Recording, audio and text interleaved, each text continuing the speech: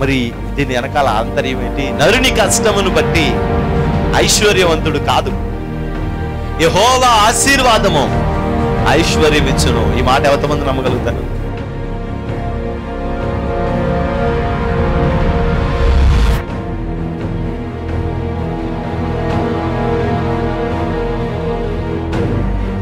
ఆ రక్షణను మనం చూడాలి, అనేక ఆత్మల రక్షణను మనం చూడాలి.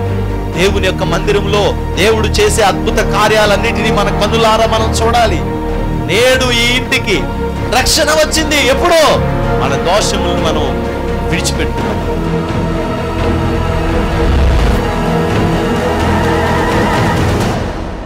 నీ పాపములు శారీరకంగా మరలా చేయకుండా సిద్ధపడి, నువ్వు ఇదిగో నా పాపాన్ని నేను వదిలిపెట్టేశాను, ఇదిగో నేను స్తుతిస్తున్నాను, నేను తప్పు చేశాను ప్రభా అని నువ్వు ఎప్పుడైతే వదిలేసి దేవుని దగ్గర ప్రార్థన చేయడం మొదలుపెడతావో, పరిశుద్ధాత్మ అగ్ని వచ్చి నిన్ను తాకి శుద్ధి చేసి ఈ పాపములో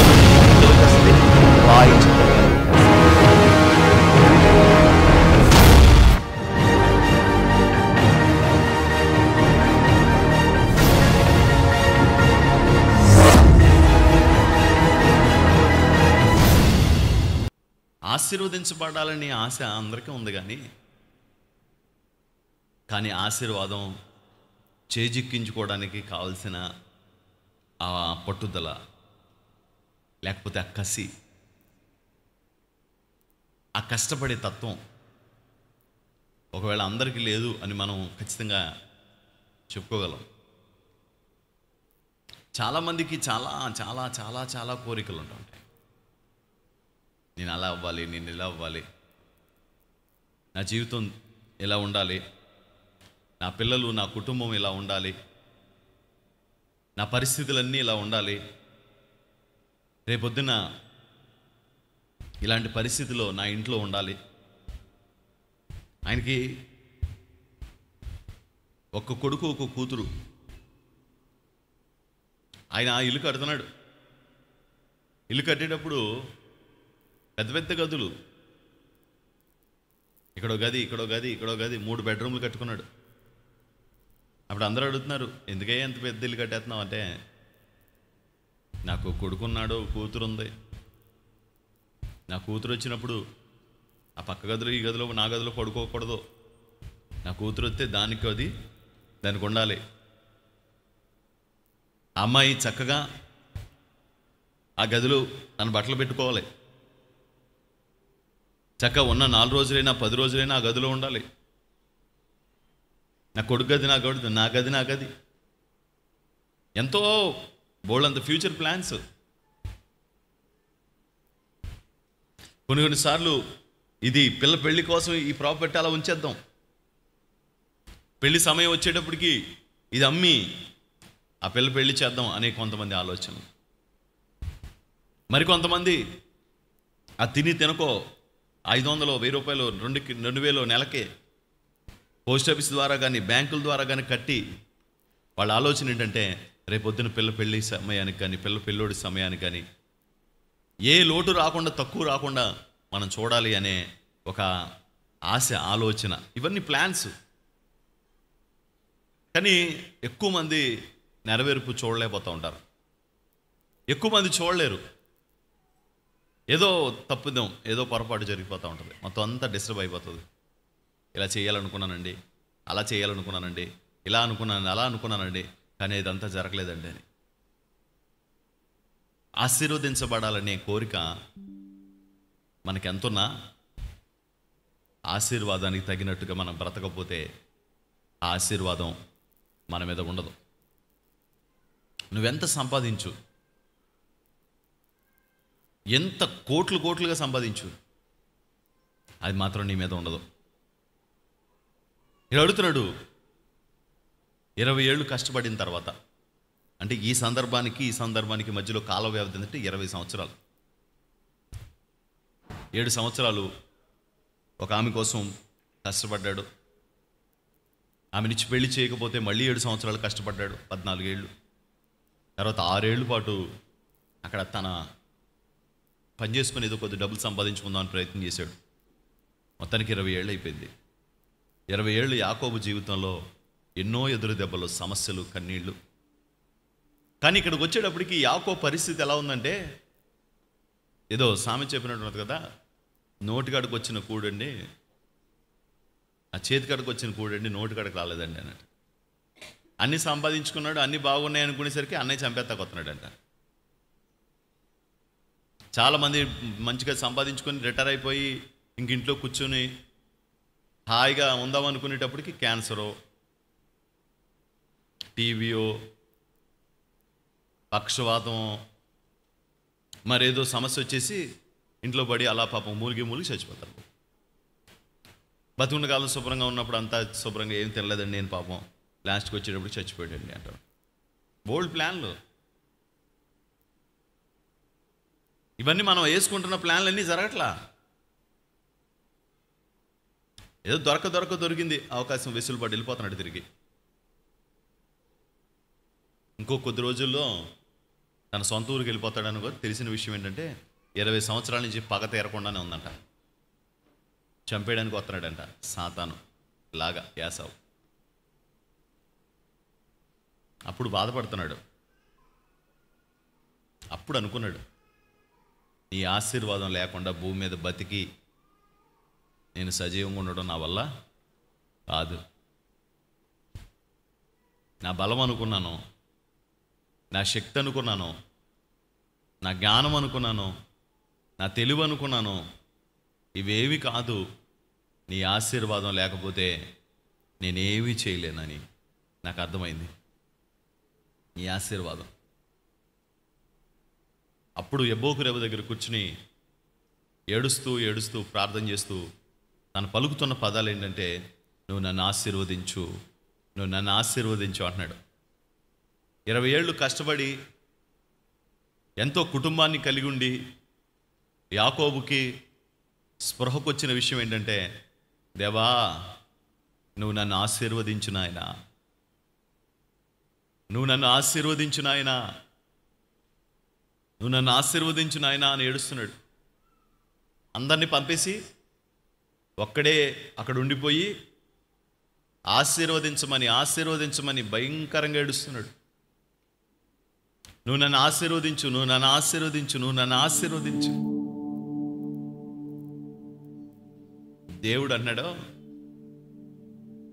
నువ్వు నన్ను వదిలిపెట్టి నేను వెళ్ళిపోవాలంటున్నాడు.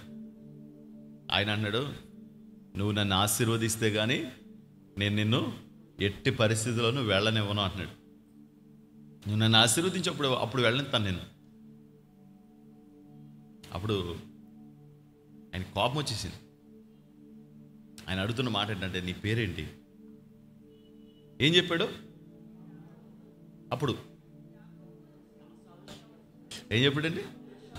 యాసావు. అప్పుడు ఏం చెప్పాడో ఇప్పుడు కూడా అదే చెప్తాడు అనుకుని ఎక్స్పెక్ట్ చేస్తున్నాడేమో.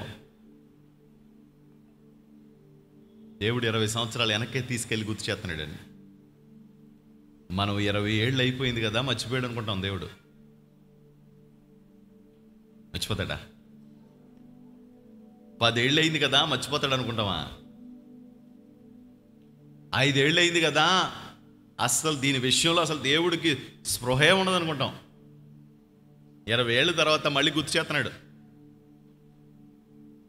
మీరు అబ్బాబా అసలు మేము 2 ఏళ్ళు అయిపోయింది, 3 ఏళ్ళు అయిపోయింది, అసలు ఏమీ మర్చిపోయాడు దేవుడు అనుకుని మనం అనుకుంటూ ఉంటాం. ఎన్ని సంవత్సరాలైన దేవుడు మర్చిపోడు. ఎప్పుడు మర్చిపోడు తెలుసా? మర్చిపోతాను అంటున్నాడు దేవుడు.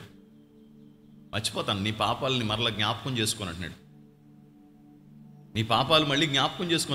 నువ్వు ఎంత ఘోరమైన పాపివైనా, ఎంత భయంకరమైన శాపకమేస్తమైన జీవితం నువ్వు బతికి ఉన్నా సరే నేను నిన్ను క్షమిస్తాను. నీ పాపం తూర్పుకు పడమట ఎంత దూరం ఉందో అంత దూరంగా ఇసిరి పాడేస్తాను, మళ్ళీ నీ మీదకి రానివ్వను అన్నాడు. కానీ ఇక్కడ 20 ఏళ్ళు అయినా సరే యాకోబు తప్పిదాన్ని మాత్రం దేవుడు జ్ఞాపకం చేసుకుంటూనే ఉన్నాడు. ఏంటి యాకోబు చేసిన తప్పిదం అని ఆలోచన చేస్తే, అతడు తన తండ్రితో అబద్ధం ఆడుతున్నాడు. తన తండ్రితో అబద్ధం ఆడుతున్నాడు. ఏమని అబద్ధం ఆడుతున్నాడంటే, నేను యాసావుని అని.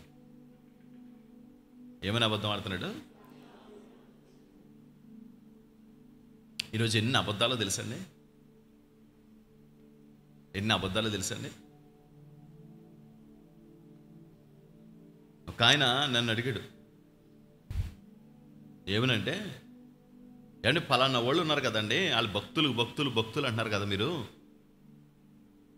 వాళ్ళ సర్టిఫికేట్ ఏముందో తెలుసా అన్న. ఎస్సీ అని ఉందండి అన్న. మీకు వచ్చిన నష్టం ఏంటి వాళ్ళకి ఎస్సీ అని ఉంటే అన్న. ఎస్సీ అనే సర్టిఫికేట్ రావాలంటే, ఎస్సీ అనే ఫిక్స్ అవ్వాలంటే చర్చ్ వాళ్ళు స్థానికంగా ఏ చర్చ్ అయితే ఉందో ఆ చర్చ్ వాళ్ళు ఏమని రాయాలంటే, వీడికి కానీ మా చర్చికి కానీ ఏ సంబంధము లేదు, వీడు ఎప్పుడు మా చర్చికి రాలేదు, వీడికి మేము బాప్తీసం పొరపాటును కూడా ఇవ్వలేదు అని రాసి సంతకం పెట్టి వాళ్ళ పాస్టర్ గారు స్టాంప్ వేసి దాన్ని జతపరిచి అప్పుడు ఉద్యోగానికి అప్లై చేస్తారు వీళ్ళు. దేనికోసం? దేనికోసం? ఉద్యోగం కోసం. గవర్నమెంట్ ఉద్యోగం రావాలంటే ఏ సర్టిఫికేట్ పెడుతున్నాడో, నేను క్రైస్తవుడిని కాదు. కొంతమంది ఉన్నారు, మేము క్రైస్తవులు, రాసుకోండి. నేను అవ్వచ్చు పలానా, కానీ నేను ఎవరిని? నేను క్రైస్తవుడిని. దేవుడికి స్తోత్రం చెప్పండి. నేను దేవుని బిడ్డని. రిజర్వేషన్ రాదా? పోనీ. మేలుకరమైన రావా? పోనీ.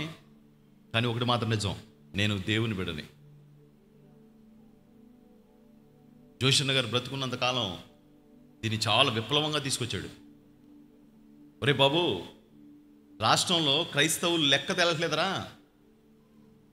ఉండడానికి క్రైస్తవులు చాలా ఎక్కువ మంది ఉన్నారు, కానీ లెక్కలకు వచ్చేటప్పుడు క్రైస్తవులు లేడు. ఏముంది? హిందూ అని ఉంది, లెక్కలు తేలట్లేదు. మొత్తం మీ సర్టిఫికేట్లు మార్చుకోండి, హిందూ కాదు క్రైస్తవుడిని అని పెట్టుకోండి. అప్పుడు మనకేమొస్తాయి?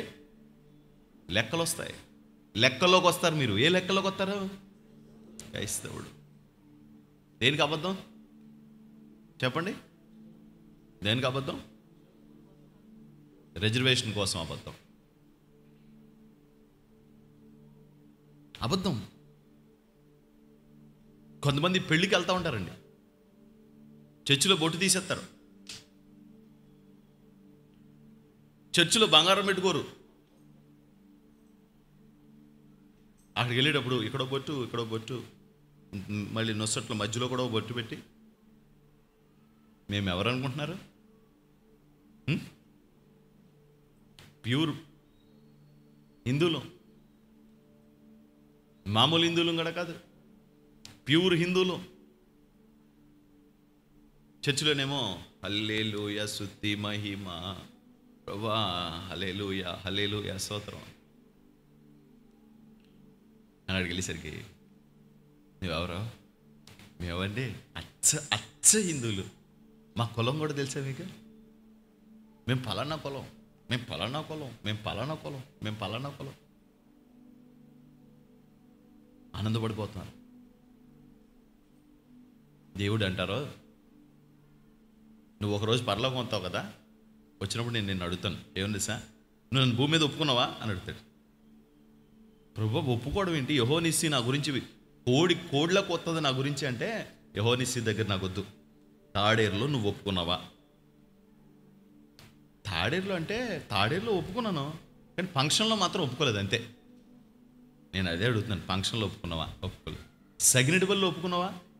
సగినెటిపల్లిలో మా చుట్టాలు, అక్కడ మా చుట్టాలు మామూలు వాళ్ళు కాదు కదా, ఆ చుట్టాలు అందరూ ఒప్పుకోరు కదా, మమ్మల్ని దుమ్మెత్తి పోసేస్తారు కదా. సగినెటిపల్లిలో ఒప్పుకోవా? Okay, very good. రాజమండ్రిలో ఒప్పుకున్నావా? అది రాజమండ్రిలో అంటే అక్కడ మాకు పెద్ద చుట్టాలు ఉన్నారు, ఆ చుట్టాలు వాళ్ళు పెద్ద వాళ్ళు. కాబట్టి మేము క్రైస్తవుడుగా నువ్వు ఒప్పుకోవాలి.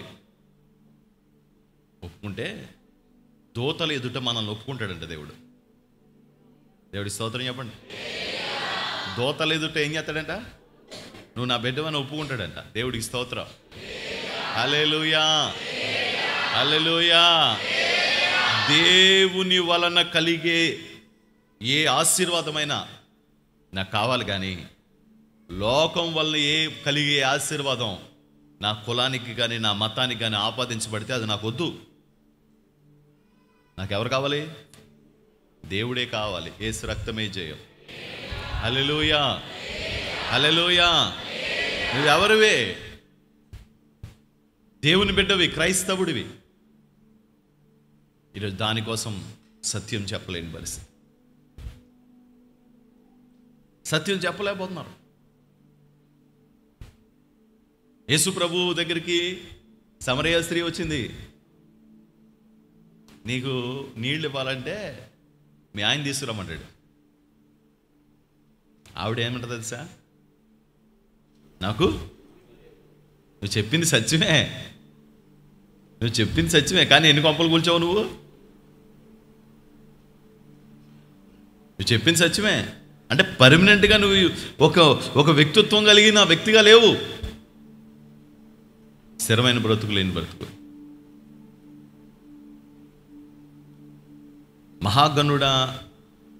మహాగణుడా టైం అనుకుంటా. మహాగణుడా CD ఆల్బమ్ రిలీజ్ అయింది కదా, ఆ టైం మాట. బహుశా కరుణా సంపన్నుడు కానీ మహాగణుడు కానీ చెన్నై వెళ్తున్నాం.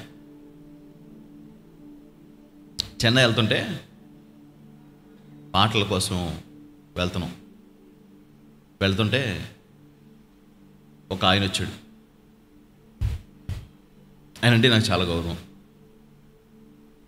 ఆయన వచ్చి నా దగ్గర కూర్చుని, పాస్టర్ గారు ఒక 2 లక్షల రూపాయలు పెట్టి సరుకు కూడా తెచ్చానండి. తీరా సరుకు తెచ్చిన తర్వాత ఆ వాండర్ ఏమో లేరండి, డెలివరీ వచ్చేసింది సరుకు. ఒక 2 లక్షల రూపాయలు ఉంటే కొంచెం ఇవ్వండి పాస్టర్ గారు, మీకు వాడు రేపు పొద్దున వస్తాడు, రేపు పొద్దున వచ్చిన తర్వాత ఇస్తాను అన్నాడు. అవతల వ్యక్తి అంటే నాకు చాలా గౌరవం. ఆయన్ని బట్టి కాదు, వాళ్ళ సహోదరుని బట్టి. సరే చెప్పి, అన్నా నిజంగా నేను ఇప్పుడు ఒక గంటలో ఊరెళ్తాను, నేను ఒక గంటన్నరలో ఊరెళ్తాను, ఇది పరిస్థితి, పాటల క్యాస్ట్కి వెళ్తాను అన్నా, కొంచెం మీరు ఏదో రకంగా హెల్ప్ చేయాలన్నా ప్లీజ్ అన్నా. అసలు అడగాల్సిన అవసరమే లేదు. వాళ్ళ అన్నయ్య గారు ఒక మాట చెప్తే ఎవడో ఒకటి బజార్లో వచ్చేస్తాడు 1 లక్ష రూపాయలు, 2 లక్షలు. ఇక నేను ఎవరిని ఫోన్ చేసి మాట్లాడేంత సమయం కూడా లేదు. నేను వెంటనే ఏం చేశానంటే, ఎవరిదో వస్తువు వాళ్ళకి ఫోన్ చేసి, అమ్మా నేను ఊరు వెళ్తున్నాను కదా, వచ్చేకి వచ్చా నీ వస్తువు అన్నాను. అంటే అన్న పర్లేదు, అంత అర్జెంట్ ఏముంది, నీ దగ్గర పెట్టుకో, ఇప్పుడు మా దగ్గర పెట్టుకుని మేమేం చేస్తాం. సరే అది పట్టుకెళ్ళి, ఏమండి ఇదిగో ఈ వస్తువు తీసుకుని, మీరు 2 రోజులు అంటున్నారు కదా, నేను ఊరు వెళ్తున్నాను, మళ్ళీ ఎల్లుండి వచ్చేస్తాను, కొంచెం అన్నాను. నేను ఊరి నుంచి వచ్చిన తర్వాత మళ్ళీ ఆరాధన జరిగింది, ప్రార్థన గురించి వచ్చాను. అది 2 లక్షలు రాదండి, 1 లక్ష వస్తుంది, ఆ 1 లక్ష తీసుకోండి, మీరు ఏదో సర్దుబాటు చేసుకోండి, నా దగ్గర డబ్బులు అయితే లేవు, నేను ఇలా పని మీద వెళ్తున్నాను చెన్నై అని చెప్పంటే, వచ్చేటప్పటికి అతను ఎందుకు మోసం చేస్తాడు, మనల్ని అతను ఎందుకు అబద్ధం ఆడతాడు అనుకుని ఫోన్ చేశాను. ఫోన్ చేసి, అయ్యారు వచ్చారు ఊరి నుంచి, అయ్యి నేనే వద్దాం అనుకుంటానండి, నేనే కలుద్దాం అనుకుంటానండి అయ్యారు నేను అయ్యారు ఇప్పుడు నేను పెదమేరంలో ఉన్నానండి, నేను సాయంత్రానికి మిమ్మల్ని కలుస్తాను, పర్లేదు కదండి, ఏమి ఇబ్బంది లేదు. పర్లేదు దానికే ఉందండి, మీలాంటి పెద్దవాళ్ళు పూజ్యులు యోగ్యులు అర్హులు అని చెప్పి సాయంత్రం రండి బాబు అంతే. లేదు ఒకవేళ అర్జెంట్ చెప్పండి వచ్చేస్తాను ఇప్పుడు అన్నాడు. వద్దులేండి పర్లేదు, సాయంత్రానికి మీరు 5 వస్తారా 6 వస్తారా, పర్లేదు. మళ్ళీ ఫోన్ చేశాను సాయంత్రం 7 బ్రదరు వస్తున్నారా అంటే, బ్రదరు నేను అనుకోకుండా అక్కడి నుంచి పెదమేరం నుంచి చక్రం వెళ్ళాల్సి వచ్చిందండి, ఇప్పుడు అక్కడ ఉండిపోయానండి, ఏమనుకోకండి బ్రదరు అన్నాడు. దీన్ని పెద్ద మనిషి ఇంత గౌరవం గల మనిషి ఇలా చెప్తున్నాడు ఏంటి?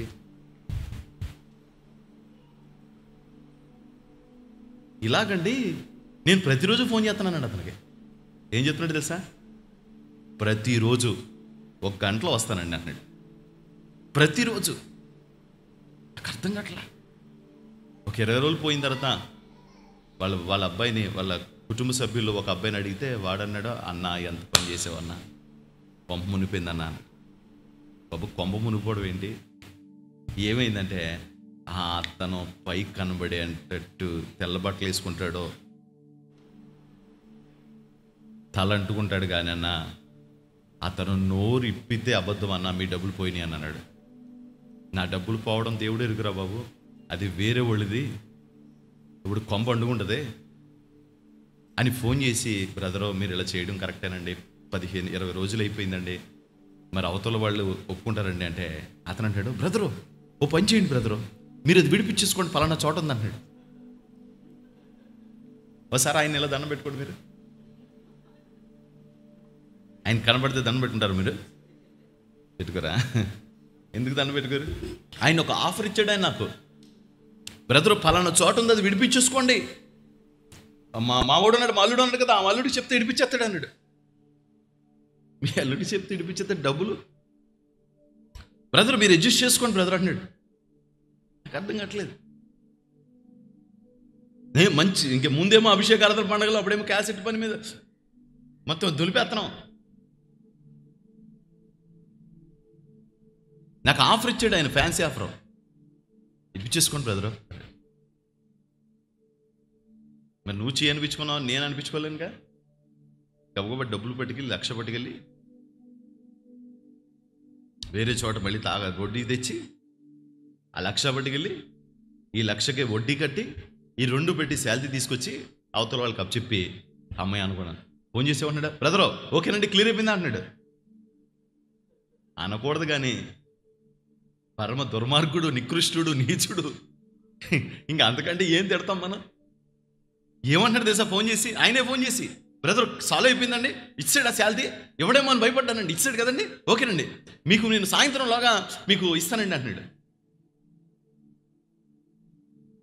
నువ్వు పరమ నీచు నికృష్టుడు మాట అనుకున్నమాట.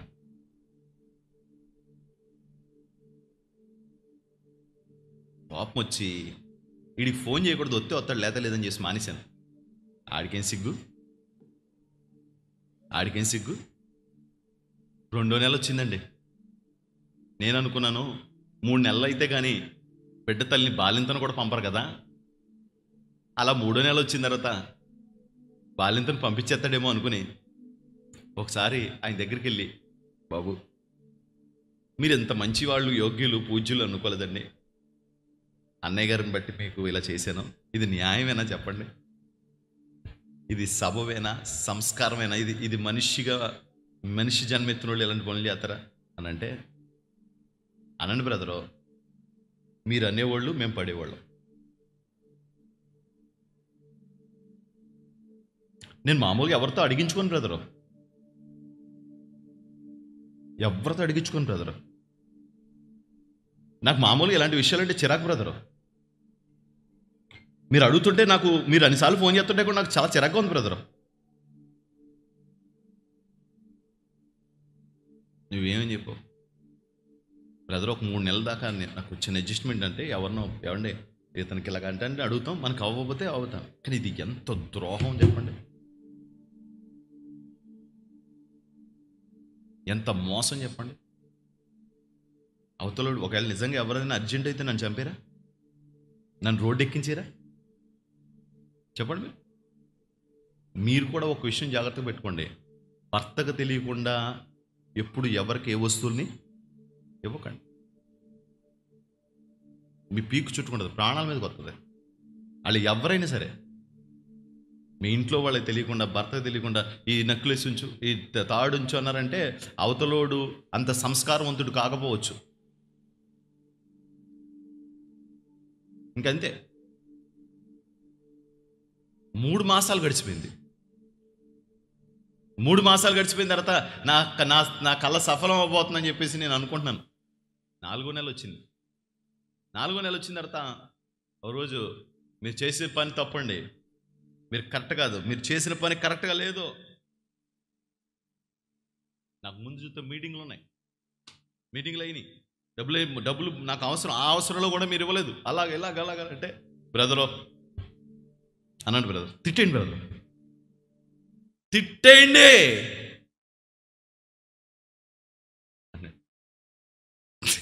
తిట్టడం ఏంటి? నిన్ను ఒక 2 గంటలు తిడితే డబ్బులు వస్తాయి అనుకుంటే 3 గంటలు న్యాయమా చెప్పు అంటే మామూలుగా అండి.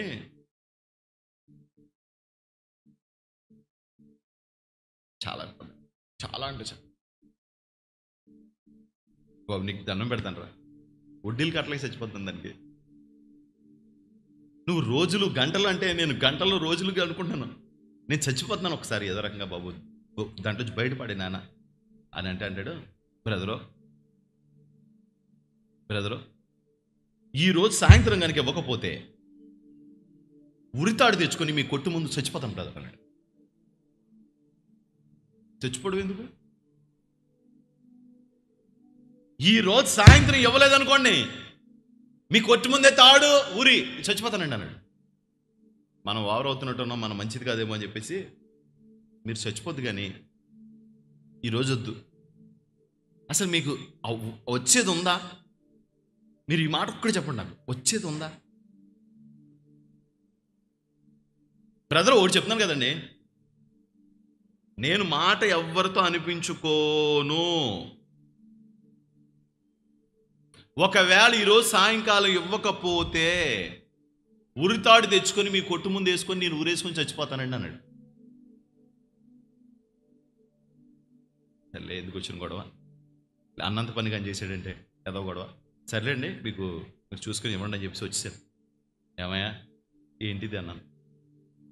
ఆడే ఊరేసుకొని చచ్చిపోతాడండి, ఆడి గురించి మన ఊరేసుకొని చచ్చిపోవాలి తప్ప ఆడేమి ఊరేసుకొని చచ్చిపోడు, ఆడ చెప్తాడంతే.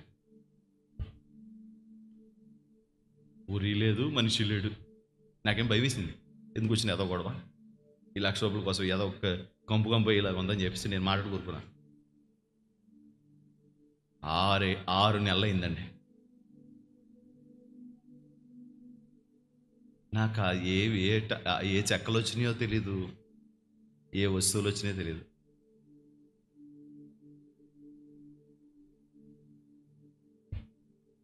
అబద్ధం. ఇలా కొంతమంది చచ్చిపోయిన వాళ్ళు ఉంటారు. నీ స్వార్థానికి ఎదటోడిని మధ్యలో పెట్టేసి గాలికి వదిలేస్తే ఆడు చచ్చిపోడా?